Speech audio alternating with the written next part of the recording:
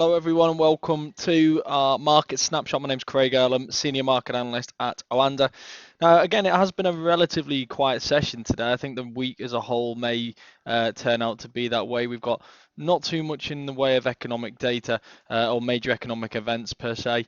I think the focus this week is going to be on the cautious approach really being taken as a result of what we're seeing effectively from the Donald Trump regime in the first couple of weeks since he took office. There's been a lot of announcements. Of course, he's been very active. He's been very busy, and I guess the polarizing aspects of his policies is leaving people a little bit cautious, as I've already said. There's the market-friendly components, things like fiscal stimulus, tax cuts, deregulation, but we haven't seen too much on that so far. Instead, we've seen more on the immigration side, the protectionist side, and I think that's what's making people a little bit cautious now.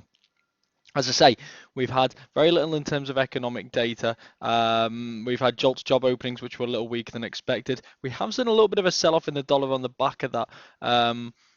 Following this release, although the reaction wasn't really immediate. It took 15 minutes, half an hour, 45 minutes before the dollar started really selling off. So I'm wondering whether this really was responsible for that sell-off or whether we were just seeing the dollar pairing its earlier gains, and it is still up on the day.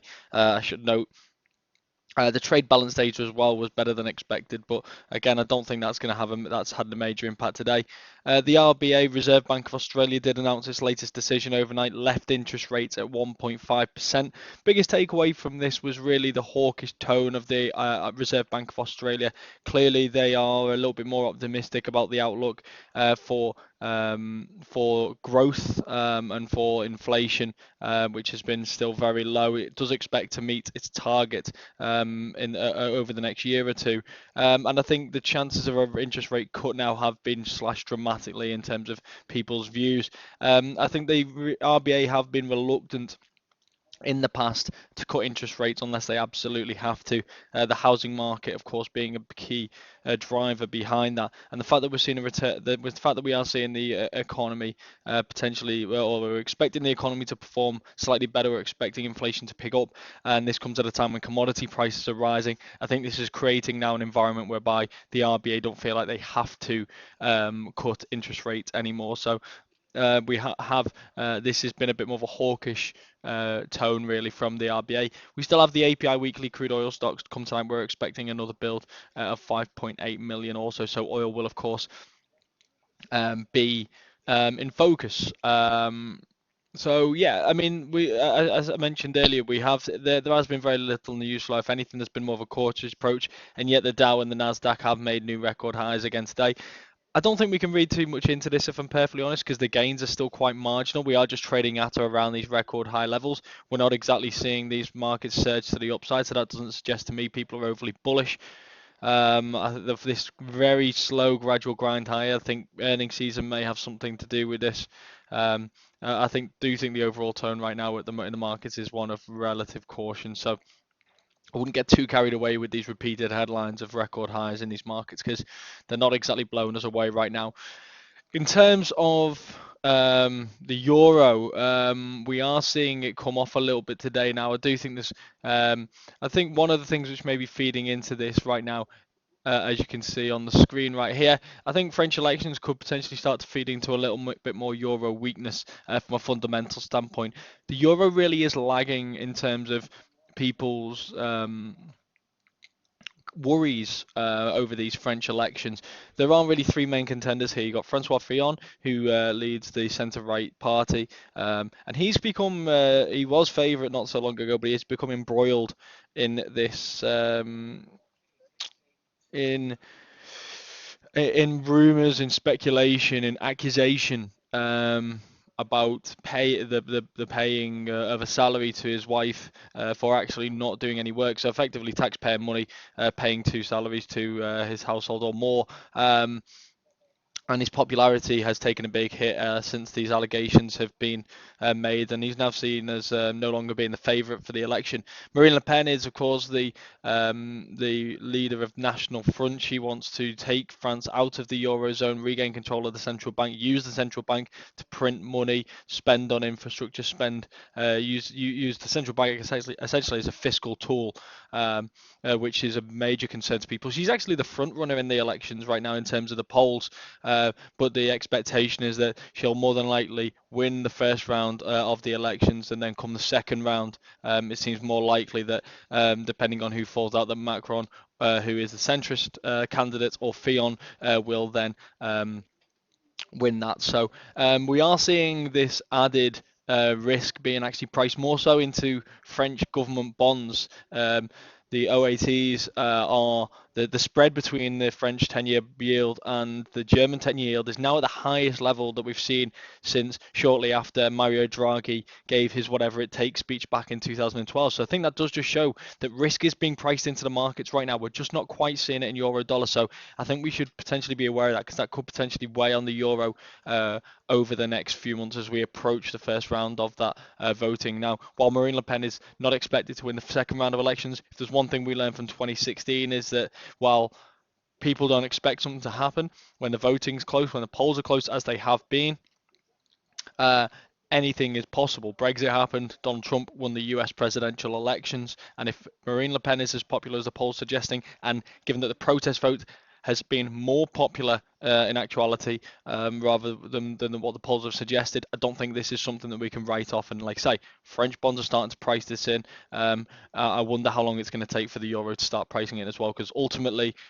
Le Pen victory isn't just a threat to the French economy, or seen as a threat to the French economy, it's seen as a threat to the Eurozone project as a whole, because if France leaves the Eurozone, then they've got a much bigger problem on their hands than Brexit. So just a little bit of background there, really, on what's really likely to be dominating the news around the euro over the next few months. We do have more than one election this year. We've got the Dutch election as well, and the German election, but the French, I think, at this moment is seen as the biggest threat of the three. From a technical standpoint, we have run into resistance here around those 108 levels. We started to see the momentum falling out of the move when we hit those most recent highs, trading back around these 106.20 to 106.50s. I think this is an important level of it here, because if we see this level broken now, you've almost got this kind of double top formation. It'll also take us back below this pair of moving averages, and as far as I'm concerned, a breakthrough here, we could be even looking at a move back towards these 104s, 104.50s, potentially even testing those 103.50s, because that's a big rough looking double top that we're looking at here. So I think maybe we're looking back towards these 104.50s, even 105s, but even then that's still quite a significant move to the downside should we see these 106.20s to 106.50s broken here. The pound is also come under pressure a little bit today. Now, like I say, we have seen some weakness in the dollar, so that's prompted a bit of a recovery in the pound against the US dollar. Another thing that's helped this has been this comment here. You can see again the notes which I've put on the screen here. Bank of England policymaker Kristen Forbes speaking about the resilience of the UK economy, the fact that it has outperformed the Bank of England's expectations, and actually raised the possibility of a rate hike being on the horizon for the UK, something that she would consider um, going forward because the economy has performed much better than expectations. I think this more hawkish rhetoric from a Bank of England policymaker at this stage has helped the pound rebound today. We saw it down just as much as the euro earlier in the session, and now it has bounced back much stronger, and maybe that's helping as well, that weakness unfold in the US dollar. In terms of levels, I think this 124, 123.50 remains key. We've got the combination of the moving average band, but also this prior zone of support and resistance. I am interested to see how this responds over the next couple of days, because again, you've got this kind of double top formation. Now, initially that double top was broken prior to this more bullish news for the pair. Should we fail to see a break through this through these previous highs around 127, heading maybe towards 128, 128.50s, then I think we could be looking at a bit more downside to come. Like I say, double top with the top around 127 here, looking around these 124s, just above 124. We could be looking at a move maybe back towards these 121s if this plays out as you will often see with these double top moves, or as the textbook would suggest anyway. at the end of the day, this has been broken, so I'm very interested to see what kind of a move to the upside materializes now. If this starts to get sold into around this region, then I think this could start to look quite bearish. Let's Aussie dollar. We have seen, of course, a little bit of a rebound now today, heading back towards these. We're trading up now around what 76.40s. We came back to around 76. Interestingly, though, we found support around these 76, which is this previous area of resistance, but also the 50% retracement from the 75 lows hit back on the 27th of Jan to the highs on the 2nd of February around 77. This little rotation to the upside does interest me because it would suggest that things still are looking a little bit bullish in the meantime. The one thing that concerns me is that last high towards 77 was made on much lower momentum, both on the stochastic and the MACD. But that's quite a rebound we've seen today. So I think over the next couple of days, it'll be very interesting to see how this materializes. Ultimately, though, 77 remains an important area of resistance to the upside. A breakthrough here could see 78 coming into play. To the downside, 75, 75.25 again remains an extremely important level. You've got that cluster of moving averages also coming in to provide additional support around those levels. Dollar CAD's also looking quite interesting right now because again we had another test of these 130 levels, and while we did see a little bit of a piercing below here, ultimately this did hold as a support, and we have seen it now move back to the upside. We've seen it come back towards these 132 132.20s, and it's run into a little bit of resistance now. Just to put a little perspective on these just to put a little perspective on this, what I had on the chart seems to have disappeared for some reason, but you can see that around this,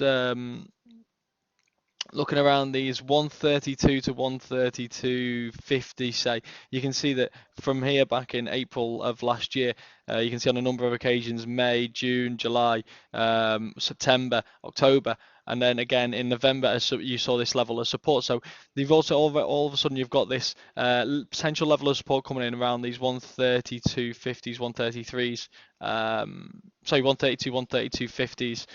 My charts are confusing myself, but this also comes around the channel support, which had channel resistance, which had previously provided support, potentially coming around these moving average, this Fibonacci as well. Let me just add the 38.2% level on there just for a bit of additional insight. The 38.2% fib retracement level is also what we've just rebounded off only earlier today. I think there's some interesting resistance coming in around here. We've also got the moving average band there, which could provide some additional resistance as well. So I think from 132 really through 133, there's a lot of resistance coming into play. And if we can see that squeeze above here, then your initial resistance could be found around these 133.50s, but ultimately I think that would be a very bullish signal and could take us much higher, potentially heading back towards those kind of 136 levels.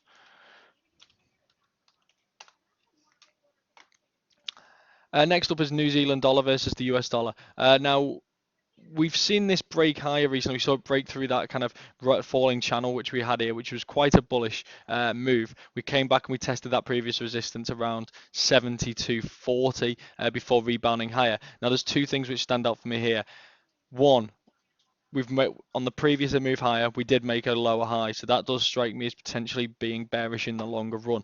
Now we run up to this point here, a long upper wick here, and then we saw a retracement back towards these 72.40s. We moved just above these levels, and once again, this has been rejected prior to this, prior to the most recent high that we've made, and again we've got this long upper wick. You look at the momentum in the move since that most recent high. The last two highs, the momentum, falling momentum on each occasion. The MACD histogram, the stochastic.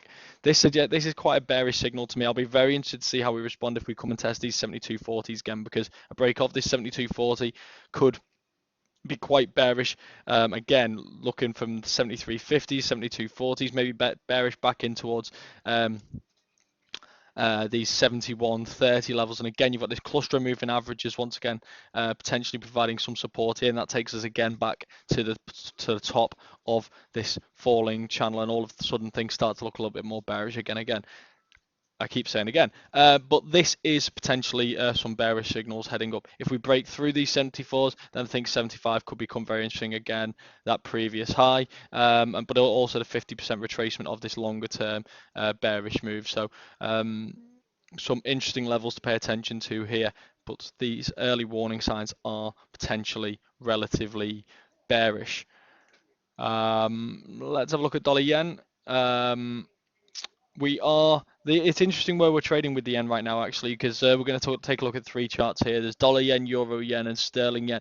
All of them are trading in or around the Ichimoku cloud. Now, fundamentally, longer term, I see more reasons to be bullish on these pairs than be bearish, because the Bank of Japan isn't really looking at tightening monetary policy anytime soon. We're hearing murmurings from the Bank of England that it could tighten or especially not loosen. The ECB has already reduced its quantitative easing by 20 billion euros and is more likely to do so again than the Bank of Japan. The Bank of Japan is keeping its yields, 10-year yield at around 0%, and yet there's signs that we are seeing yields rising elsewhere, including the US, and potentially the UK and Euro area. I see little fundamental reason for us to be seeing this daily chart breaking back below the Ichimoku cloud. Now, we've found in support here around the 111.50s. Notice how every time we make a new low, it seems to be getting bought into. Look at the momentum on the MACD histogram. Look at the momentum on the stochastic as we're approaching this key support level. It wouldn't surprise me if we front run the bottom of the Ichimoku cloud and run higher. But should we come back towards these 110s, then I think we could potentially see a lot of buying interest, and I think that's going to be an extremely important level for the dollar yen pair. Euro yen, the story is very much the same. We're back inside the cloud here. Let me just stretch this out. You've also got the cluster moving averages here, 200, 233, but also the 89 period simple moving average as well. The bottom of the cloud remains the most important around these 118.50s, 119s. We potentially are front running it at this stage, but we've seen 2 days of weakness in the euro, so potentially we're going to see this come a little bit further than it looks as though we're seeing in the dollar yen at this stage. But as long as the bottom of this chart, as long as the bottom of this Ichimoku cloud remains unbroken, then I remain bullish on the euro yen pair, and I would expect to potentially see these levels starting to being bought into. But again, it doesn't matter what I expect to see. I'm going to keep an eye on the charts and look for evidence that this is happening, rather than just try and play Mystic Meg when it comes to this. Sterling yen, much more of the same once again. We've got the moving average, 89 period day simple moving average, pulling in just around the bottom of the Ichimoku cloud. We are approaching the bottom, potentially seeing it being bought into. We've seen a nice green candle now forming today against for the pound against the yen, again potentially being driven by those comments from Bank of England policymaker Kristen Forbes. As long as the bottom of the Ichimoku cloud doesn't get broken, then I still do remain bullish on this pair, even though longer term outlook for the pound may be a little bit more bearish, but at least for now I think the pound's still looking bullish. Maybe looking bearish against a lot of currencies, but against the yen I think this is still looking a little bit bullish at this stage, helped of course by the resilience being shown in the economic data. 3 more charts for you and then we'll wrap things up. Brent Crude remains range bound. There's not really much to add to this. We've got these $56, $57 resistance, which is held on a number of occasions. Now we've broken through the bottom of this channel. If we see a close below here, then we could be looking at a move back towards these 52.20s, 52.50s. But ultimately, it really wouldn't surprise me if we just remained range bound between these levels for a little bit longer. Yet you've got these offsetting forces, I guess, at the moment, where we've got OPEC trying to cut production, but then you've got the US oil rig count continuing to rise, because once we reach these higher levels of oil prices, it becomes worthwhile for these rigs to be turned on. So you've got these falling production in one area, potential rising production in another, and it looks as though we've found some form of stability in oil prices as a result. It's going to, again, there's going to be a number of factors that are going to continue to feed into this. How quickly can the US turn the taps on? How much are they going to turn on? Are OPEC going to continue to comply with this output cut? And I think that the latest thing to come into play is the US going to impose new sanctions on Iran and affect the output of oil from here? with the country having only just come close to getting production back to pre-sanctions level. So there's a number of factors still in play here, but it looks like for now the market has found a satisfactory level. And unless we see a breakthrough fit these 52 levels or above 56, 57, I think we could potentially remain range bound for some time. Same applies to WTI, really, just different levels. We're looking at around $50 a barrel to the downside, $54 a barrel to the upside. But again, fundamentally, it remains very much the same. Gold, we have seen continued surge higher. I do think this cautious risk aversion tactic is supporting gold at the moment. We've seen weaker dollar since the start of the year as well, which I think has played a major role. Ultimately, I think the dollar is going to start strengthening soon. I'm wondering if it is reaching its approaching its lower bounds. It's obviously been driven lower as well by Donald Trump and his team's attempts to talk down the dollar and accuse other countries of currency manipulation in order to weaken their own currencies through monetary policy. These factors are helping to weaken the dollar, but ultimately 2, 3, 4 rate hikes, whatever it is that people are expecting this year, is still going to far exceed what it is that other countries are going to achieve. I still think many people expect the dollar to outperform this year, despite the weaker start. And once that does start to happen, I think we should see a rotation down to the downside in gold. The only thing that could potentially keep it elevated is going to be that safe haven appeal should risk aversion remain in the markets. But I think at least the driving forces behind the risk aversion that we're seeing at the moment, particularly being the unpredictability of Donald Trump, his policies, his executive orders. I think they're relatively short term. Europe would be a major risk factor which could help elevate gold going forward. But for now, I do think these are temporary risk aversion measures which is helping to support it. To the upside, I think 1250 remains absolutely key at this stage now that we've seen 1220 broken. That's clearly a nice green candle yesterday. We're seeing a little bit of profit taken today. I think 1250, 1255 to the upside remains absolutely key as far as gold is concerned. Now, I hope you all found that useful as always. Please do leave any feedback below. It's always welcome. And I'll hopefully send out another video for you tomorrow, hopefully a lot shorter, given the fact that we had a lot more to cover today, as I didn't do a video on Friday or yesterday. So, as always, I wish you all the best with your trading. I hope you find it useful, and please do not hesitate to leave any feedback below. For more in-depth news and analysis, check out OANDA MarketPulse at marketpulse.com. You can also find out more about OANDA and sign up for a free demo account at oanda.com. Here you'll also get access to OANDA Forex Labs, which has a lot of great tools designed to help you with your trading.